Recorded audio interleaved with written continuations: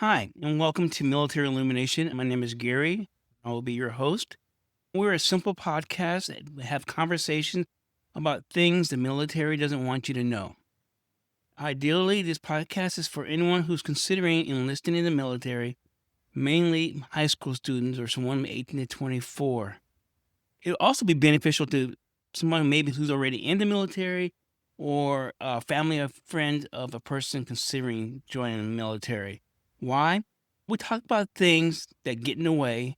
We talk about things that the military and our government don't want you to know before you enlist. That being said, let's just have a simple conversation. Today, our conversation is going to be about the environment and how that impacts a person in the military. It's just a simple conversation over a cup of coffee. As I always say, I have my coffee here. It's decaf because you wouldn't be able to understand me if I had caffeinated coffee. So let's get started. The other day, I went to Safeway, okay? I was in the produce section and I was looking for different things for a gathering that I was going to have. And I noticed when it came into the oranges that there were some that were on sale. And then there was another one down near the produce section. There were some same oranges, little halos. That's what they were. I know this is not a plug for anything, but then when I went to the actual produce section, there was a box and it says cuties. So if you're familiar with these little tangerines, you know these are name brands. And usually if you identify the name brand, you can also see the quality. So there was a commercial that said, if your kids don't have halos, they won't have halos. That was pretty funny. That means they're going to be bad. Or cuties. Very distinct label, very distinct. What I'm getting at is this. I was asking the clerk, what's the difference between the two? One was $1 cheaper. What kind of find out was he really couldn't tell me. But then when I looked at the actual product inside the boxes, the display box, they were actually the store brand.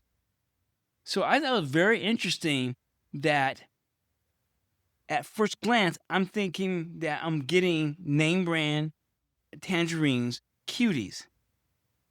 But actually, it was the store brand, which is a knockoff, which is probably a lesser quality than the brand that I thought I was going to have.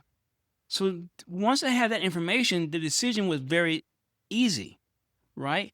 I'm not going to get a store brand because usually those are associated with thrifty, cheap, right? And the quality won't quite be there in most cases. But I went with the name brand with halos. So it was what I'm getting at is once I had the right information that I didn't have before, the decision was easy for me. There was clarity. And also what it did, it really made me lack in trust in that Safeway brand. They really was deceptive because the box they were in said cuties, and it's the same thing with military illumination. It's the same thing that I talked to people about was that the military with their ads, excuse me, with their ads and all their flair and all the gimmicks and all the just hype and all the glitter, right? In essence, they're hiding things that are detrimental to a person. That if they knew about these things, a lot of people may reconsider enlisting in the military. It's not that the military is a bad thing. It's just that they have now new, fresh, relevant information in which to make a decision on. So why do you think that the military and all the patriotism and all the slogans and the soldiers and sailors and everybody in their uniforms and looking all strapped and the slogans, all those crazy stuff, and thank you for your service and all that. Okay, I'm not trying to be mean or anything, but that's what they want you to see. That represents that box, the ribbon. But what they don't tell you is what's inside. and what's inside and what's actual product is, it's important that, right? That's the true nature. That's what you're buying into. Because after the basic training, sorry, after basic training, yeah, and which is the hardest part. People say, man, you say you're going to go in the military, and the first thing in mind comes in your mind is probably basic training, how rough and tough it is, how the drill sergeant's yelling and screaming at you. And that's, for most people, that's the military. But what they don't realize is that's just a simple 12 to 13 weeks of really just indoctrinating you mentally into the program, the military. The true nature of what you're walking into comes afterwards. That's the military. And I talk about a lot of time with the military, or it really, it's an institution. But what makes the military are the people inside, the officers mainly, the policies, how they treat your person, right? It always comes down to one person. And you got to name that person. You got to name those people. Those people that have names. But we're so easy to only say the military or the United States Army did this, the Army did that, right? But really, it wasn't. It's that person inside who did the action. That's something what you got to remember is. So as we talk about it, so as we talk about the military, first thing you got to understand is this. What is the difference between the civilian and the military? That's where everything starts at. That's where everything begins. Knowing that distinction before going in or when you're considering it is critical. It's very critical. In a nutshell, real basically, look at two things. On your left side is going to be your civilian side. Let's say the military, right? It's an organization, a government organization that has no, I can't put it, they're not held accountable. Okay? Whatever they want to do, they can do inside this umbrella of the military. Imagine you open a door and walking inside, and whatever they want to do to you, whatever there's no rules. There's no rules. Okay? The Feres Doctrine, I talked about before, there's no rules. The bottom line, I'm going to keep going on. There's no rules. But the Feres Doctrine, they can do whatever they want to you. Autonomy is self-governed. They can control, they can rule however they want to. There's no accountability.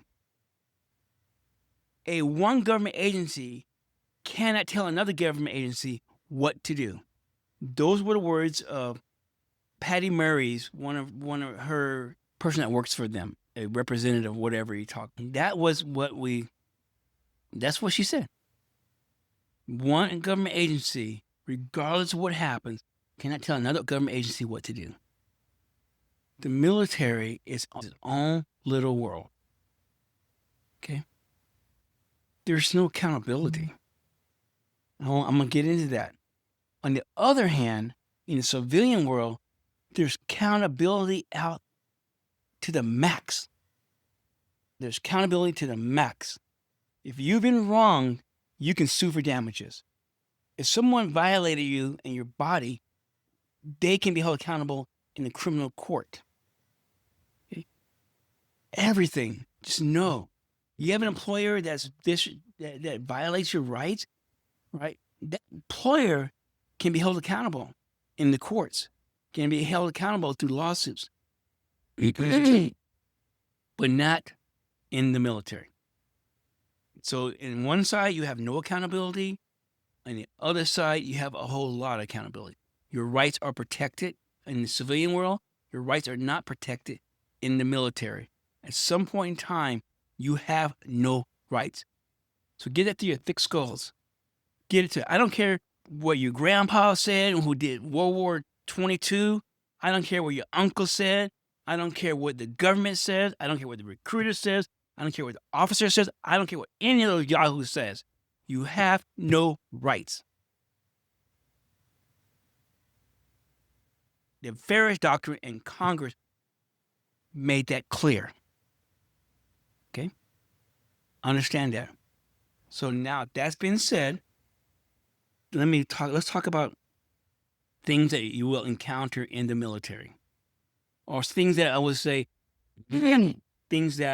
say are commonplace in the military and that would have an impact on you in the military and beyond. Okay, so let's talk about the beyond part. You leave a job, you're protected. In most cases, your past employers can get in trouble for slandering you, saying bad things about you, about sharing things with you, about you to another employer. Okay? Not so with the military. They have what they call a DD 214. That tells you how you got out of the military. That follows you with the rest of your life. So if you got out in less than honorable conditions, like general, less than honorable conditions, that's going to follow you. And if somebody knows that you were in the military, they're asked to see your 214, especially a lot of government jobs, and it says less than honorable, you're probably not going to get that job. Or general, you're probably not going to get that job, right? Unless it's honorable, will it not negatively impact you. So something that's common, I would say right at the top, sexual harassment. Sexual harassment, okay. Rape. I'm going to use it, that's the word. Sexual assaults. All that is rampant in the military. And according to resources, and if you can Google it, it's out there. According to statistics, the category of women, mainly who are sexually assaulted, are between 18 and 24. And in most cases, it's done by someone within their command or higher than them, against them. See, that's the thing about the military is that while civilian life, you go away to leave the job and there's no other, they don't have any say-so in your lifestyle. In the military, that's not 24/7. You are on the books. You're on the clock, right? You can get stationed with someone. You can get stationed. You can be isolated with the person, with your assailant. They can be in your chain of command. One article I read through the Department of Defense, now it's called the Department of War or whatever, right? 2023, 13% of the women that were in the military were sexually assaulted. And in most cases, that was by someone that was in her chain of command higher than her. Mainly, yes, your commanders. Okay, yes, your platoon leaders. So people say, okay, that's not no big deal. It's 13%, right? Hey, when you consider maybe 100,000 women are in, 13% is almost 13,000. If my math is correct. If not, don't hate me. What does that look like? That looks like a basketball game, an NBA basketball game at full capacity. You're looking at right around 14,000 people.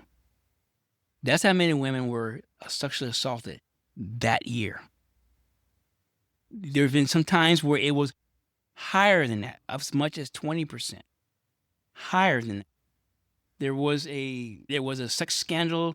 I think it was their tailhook sex scandal that was happening with Navy. It was a convention in Las Vegas. Mainly it came down to a whole boatload of women, men, and some men were sexually assaulted, or subjected to it. A whole lot, probably more than 50. I had to look it up. It happens. So here's the catch-22. With not having any accountability, what happens is when someone is sexually assaulted in the military or along those lines, they become target of discrimination, of harassment. Okay, they become a target. It's flipped. In most cases, they don't get help. They're ostracized. Okay, they're the ones that I'm struggling for the word to find, but they're the one that's put on trial, in trouble. Okay, retaliated against. That's the word I'm looking. They're retaliated against. that leads to being singled out. That leads to things like you being subjected to Uniform Code of Military Justice. That leads to self-isolation, post-traumatic stress disorder, and yes, and sometimes suicide. In the civilian sector, if that would have happened, they may still go through with becoming, in our country, we have a way of turning the victim into the bad person or questioning their motives. Okay, I'm not going to tell you it doesn't happen, that the people do lie about it, but at least in the civilian sector, the opportunity to fix the issue through the court legal system is there, especially if it happens on the job. You're able to sue, take them to court, right? If it's sexual harassment, it's there, okay? And you got a course of action, and you got attorneys that will fight for you, but not so in the military. Second thing that's common in the military is post-traumatic stress disorder, okay? That's another issue that people don't talk about, but happens a lot. It's a high incidence. So what does that mean? What that means is this, that going in, you have a clean slate. You're fine. But then, for whatever reason, something happens while you're in. That's become a triggering event for the rest of your life. Depending on what it is in severity, it will follow you for the rest of your life. The issues that sometimes you need support through mental health, counseling, help, okay? But in the military, there is a stigma about getting help, right? There are going to be times where your command won't believe you or set you up for negative interactions because of that. And you also have a lot of doctors that would be very skeptical about putting that on the record, your mental health part of it. And quite frankly, if you got that on your record in the military, it's not good for you. It's not going to go well for you. They're like, I would say, the best way to understand about the military is that they peck at the weak, right? And people don't, they do it. At the local level, platoon sergeants, platoon leaders, right? Section sergeants, section leaders, your commanders, right? And then having that will also affect your promotions. So while there's support in civilian sector for overcoming or for dealing with the post-traumatic stress disorder, in the military, it's not as much. Okay, you're going to be labeled, and it's not going to go well for you, which also sets you up for more retaliation. I can speak to that myself with a couple of surgeries I had, and how my command tried to get me to violate my profile. That was after a couple of days of surgery. They wanted me to get away my crutches, stop doing that. They didn't believe me, right? It was a mess. But I knew, right? I knew that I needed to take care of myself. And I was willing to go against the grain. What happened was that when I was transferred, because this happened when I was in Korea and came back to my unit here in Fort Lewis, right? The first sergeant must have called this command. And yeah, I went through stuff here at Fort Lewis I've never had to deal with anywhere else, right? And it was, and they've tried to. I had platoon leaders who falsified documents against me in your fitness report, and even everybody knew it wasn't true. But my sergeant major of the battalion said, "We know it's not true, right? But there's nothing we can do about it." And make a long story short, it didn't matter because I was getting out anyways, right? But what it did help me understand was that, wow, I had a stellar career, and towards the end, all this stuff was happening. I only come to find out that this happens even for people who's retiring. You can have stellar careers, but they're going to try to pick with you. 18, 19 years, they're going to try to mess with you. There's a word they call it, that's FU, right? That's what you're getting into. I'm digressing. I'm gonna move on. Then there's the issues of suicides. I'm sorry to say the issue of suicides. The military has a high incidence of suicides. A high incidence of suicides. A lot of people. There's statistically shown the gender and the race of those who commit suicide. It's sad. And there's another mental health issue. Sometimes people aren't getting the help they need. I think that's what I'm getting at, right? They don't get the help you need. You don't get the help you need in the military. You're ostracized. That's something you got to understand. That if you come across something and things ain't working for you, you don't get the help. What you do get is you get a boot up your butt, right? And you get a knife in your back. But that's something they don't tell you. The legal part of it here, at least in the civilian sector, it's transparency, right? In the military, you almost have to, it's transparency, right? There's what they call a due process before charges are filed, before your civil action can move forward. In the military, it's due process on paper only. That's that eye candy. That's that box that says due process. But when you look inside, it's nothing. It's malicious intent. Okay? It's nothing. It's opposite. Case in point, a commander can take something very simple, very basic, that would not even qualify under the standards needed to bring charges, and they can make it fit. And my next season is all going to be all about that. I'm opening up Pandora's box, talking about what the National Guard did, what Brett Doherty did, in relation to everything I'm speaking here. So you may not do what you're accused of doing according to the law or regulations, but you can be charged with it in paper. What does that mean? They can write whatever they want, but they say you're guilty and proven innocent. Not in the military, right? It's like this is the charges. This is what you did, right? Now you got to look at the elements that are required to have met in order to bring those charges, to bring that action. That part right there, it's what is overlooked.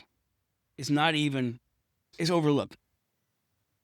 Case in point, my friend, as I mentioned it, wasn't read their rights, according to the Article 31 rights. And where there's clear intent or there's clear suspicion that an act has been committed, you're required to have your rights read to you, an opportunity to have an attorney present. And we know the Miranda right warnings. We know that in civilian sector, if that does not take place, then the charges do not stick. They have to dismiss, right? And a good attorney, even a half good attorney, can make that stick. Not so in the military. Not so in the military. What you understand is this. There's no accountability. You're doing a great job. There's no problem. Oh my goodness, I forgot. You pushed away your commander who wanted to have sex with you. Okay?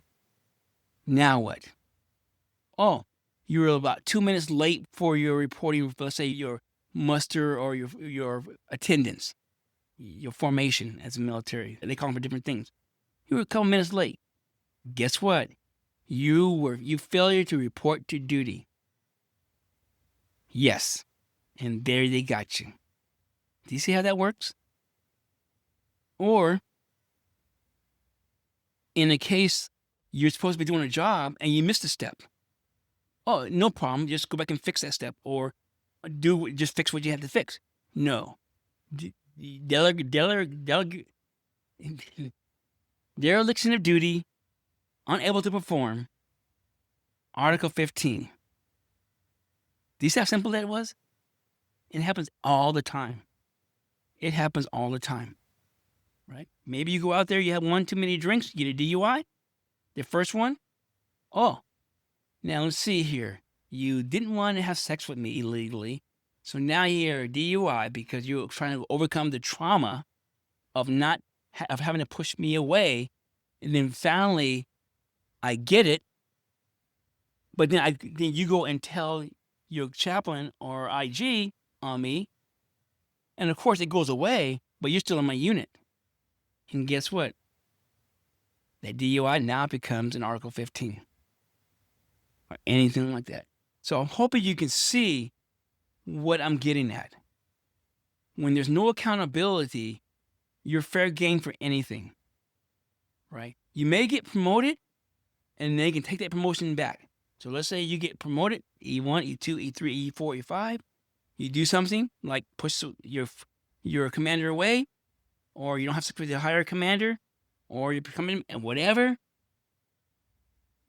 They do an Article 15, which is non-judicial punishment. It means that you don't have to go before a court, you don't have to go before a jury, and they take away your rank, and they demote you, forfeit 2 or 3 months worth of pay, and your rank. Oh my goodness. And you didn't do anything. It happens all the time. It happens all the time. And when it does happen in the military, and there's a big scandal in the newspaper talking about sexual, and you can read it, sexual assaults, their catchphrases, we're investigating it, and we would no longer condone it in the military, but they don't do anything. So what is all this coming down to? What it comes down to is this. What you think you're getting, the support, what you think you're getting in the military, if it's based on what you think you're getting in civilian and it carries over, that's where you're having your mistake at. That's your mistake. There's two worlds there's two worlds you're dealing with. The one world is their accountability, and the other, which is civilian, and the other world is military, and there's no accountability. You literally are their property. You're literally are a slave to that system. You basically are a slave. Let that sink in. And regardless of who says it, don't believe them. Don't believe them otherwise. Do your due diligence. Google it. I say Google it all the time. Just do your research. If you even do your research, right? And there's a lot of veterans that have gone through this, especially the sexual assault stuff.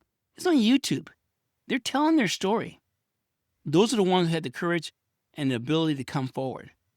But for everyone who does not come forward, there's probably 100 that didn't, but it had the same, that's going through the problems. They're suffering. Okay?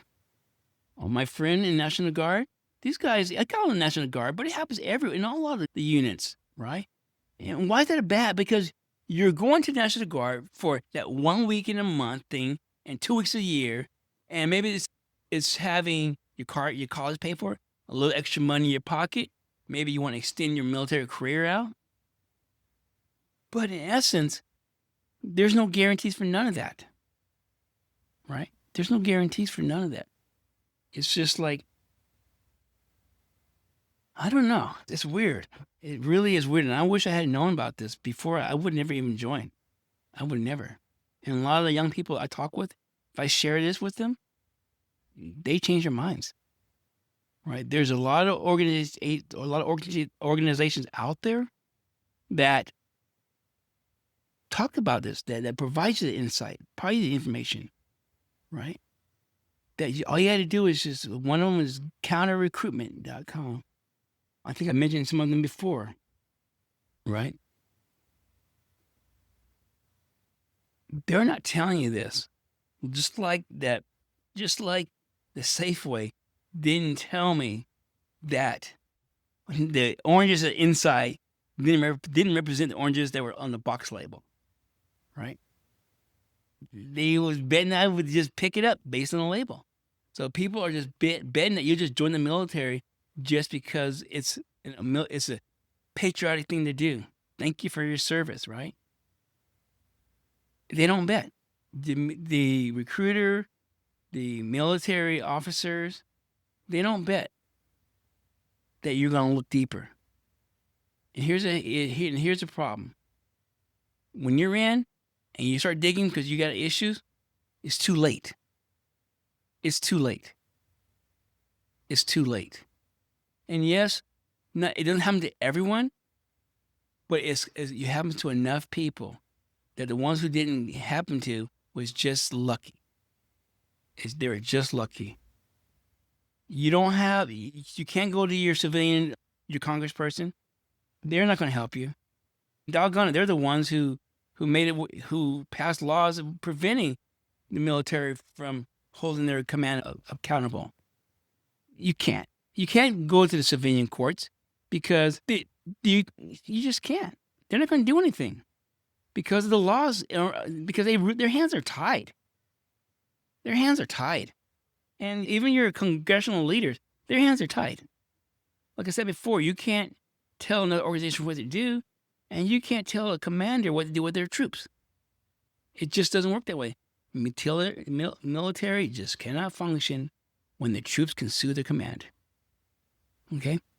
They just can't. And honestly, I don't want it. But at least tell them the truth up front. Let them make a decision. I think that's just about it. My coffee's still cold. Let's take a couple of sips. I'm not coughing anymore. That's, in essence, what you're dealing with. You're dealing with two worlds, right? I'm coming down to the end of this season, right? Season is 19 episodes, and I'll tell you the reason why. Because the 19 Acts of Injustice by .Gary and Robin Williams of the National Guard and JAG. That's going to be it. And that's what I can say. But the two worlds, and it comes down to about the level of accountability. That's what it comes down to. It comes down to is the things that can happen to you involuntary that they don't talk about, which is a sexual assault. And yes, I talk a lot about women, but men get sexually assaulted as well. It's a little mixture, okay? Whether it's hazing, whether it's outright just gang rape, right? And it happens. Whatever, right? If it's just trying to fight off your command, just trying to say no. Post-traumatic stress disorder happens. And it's nasty. And it's not good. It sticks with you the rest of your life. And its severity really depends on how much help you get at the onset. Usually by the time they get out and you get to the VA level, it's rampant, right? And a lot of times they turn to drugs and alcohol to self-manage it. Henceforth, a high alcoholism rate in the military as well. Then you also have the lack of accountability in the judicial system, which is non-existent, right? And they also talk about you got your chaplain, you'll have your IG, Inspector General you can talk with. All that's in the same pot. There's no accountability. Your chaplain, I would say I dealt with those boys, and they're good for graveside ceremonies, if you know what I'm talking about. But anything else is they're part of the issue. They're part of the problem. It's better just to pray to God and let things happen. Because going to the chaplain doesn't work. Maybe, okay, if I say maybe, I don't know. You might get but it comes down to 99.99999% chance that you'll get help. That's what this is all about. A summary of what I've been talking about for the greater part of my season. But as you're thinking about it, look at those things. Look at what's inside the box. Look at the product. Right? And if you're able to say, you know what, I'm going to serve, and whatever happens, let the chips fall where they may. I'm all in. Then go for it. Right? Then go for it. I hope things work out for you, because it's never how you plan it in your mind, and it never comes in a way you think it comes. It always comes in ways at times you'd least expect it. All right. Imagine you're deployed in your family back home and you have a kid and something bad happens to your kid. And then they won't let you come home to see them. They won't let you come home. Your aunt, your parents dying. They won't let you talk to them. And then you break. And in the breaking, you disrespect an officer, right? You miss a formation. You self-medicate with your drinking. Now you're subjected to either court-martials or use Article 15 non-judicial punishment. Think about those things. Right? In the meantime, I hope you come join me for season number 3. My next episode should be almost my last one. I'm just going to do a brief overview of what I talked about and one thing that I haven't. Until next time, just keep asking questions, look for answers, and know what you want.